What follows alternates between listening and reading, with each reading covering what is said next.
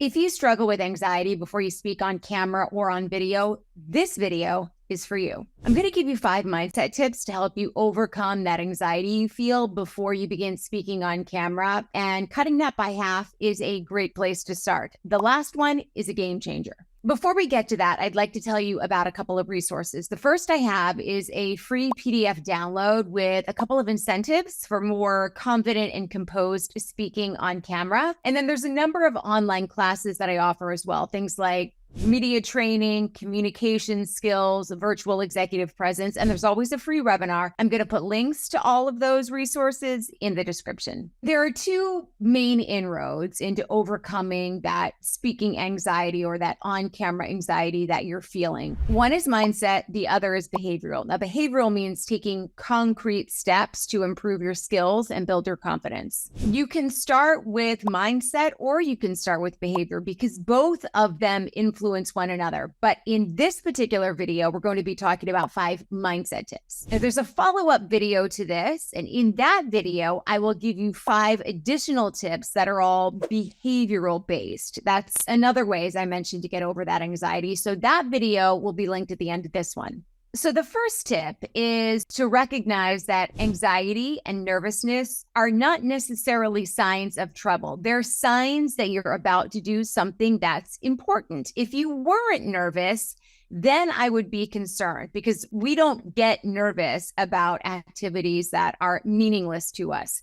Professionals, the very best speakers in the world, get butterflies when they step on the stage or they get in front of a lens. So I was reading an interview with an actor, a famous actor, and he was saying when he's not in character, right, this is somebody who's rich, famous, gorgeous, and is very used to getting in front of a camera, playing a character.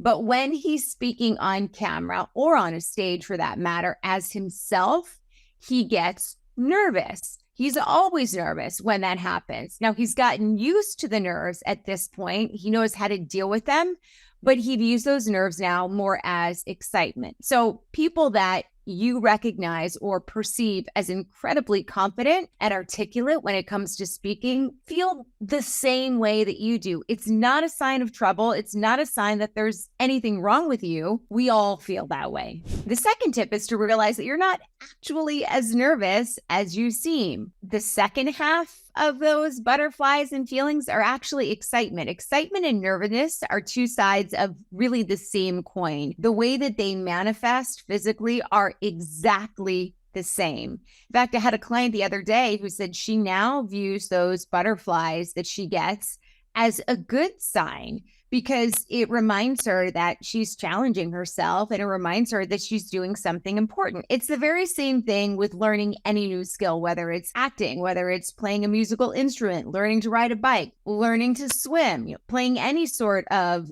game in front of an audience. A lot of those feelings are not necessarily nervousness, but they're excitement. And after people are done, after they step away from the podium or down from the stage, or in this case, away from the lens, that anxiety is gone. They still feel excited for the most part about what they just did. So the mindset tip here is not to talk to yourself about how nervous you are and how freaked out you are. Instead, talk to yourself about how at least half of what you're feeling is actually excitement. And those butterflies that you're feeling, that anxiety is proof that you're alive and that you're about to do something really cool.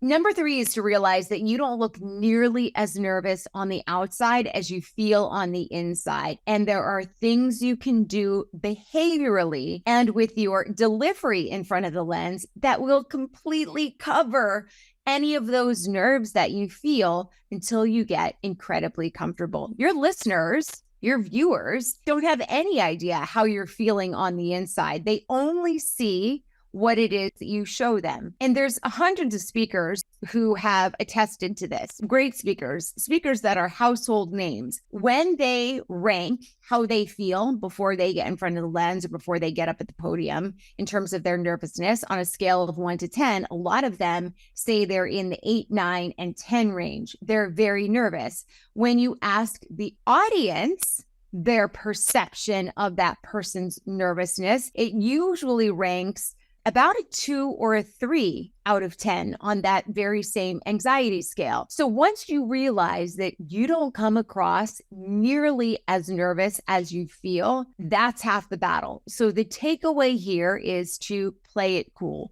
That means a deep breath. It means lowering the register of your voice. And it means not whizzing through everything that you're going to say, because other people, they really can't tell. And that's one less thing that you have to worry about. Tip number 4 is to recognize that peak of anxiety usually lasts less than 2 minutes. It's probably closer to 60 seconds. The hardest part is the anticipation right prior to beginning to speak or getting in front of the lens or stepping up on the stage or behind the podium. It spikes about 30 seconds prior, and that spike remains until about 30 seconds into the message. That's when we typically feel the most anxiety. And after that, those spikes of nerves, they go down dramatically. Now, depending on your skill level and how comfortable you feel, that 60-second window may last a little bit longer.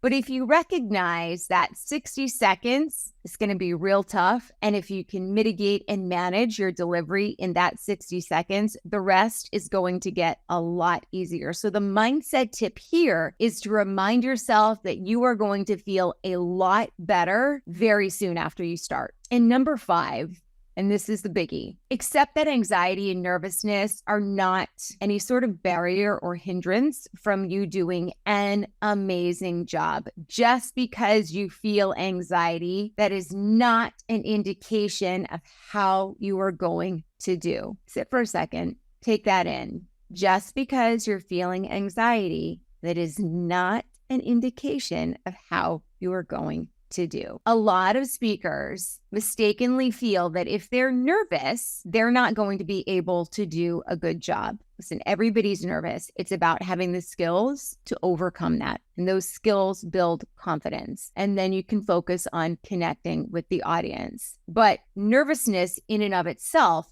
doesn't mean that you're going to do a bad job. If you think about athletes, all of them, professional level, Olympic athletes admit that they get nervous right before they play a game, jump on the balance beam during the Olympics, run a race, whatever the case may be. But anxiety doesn't stop them from performing well.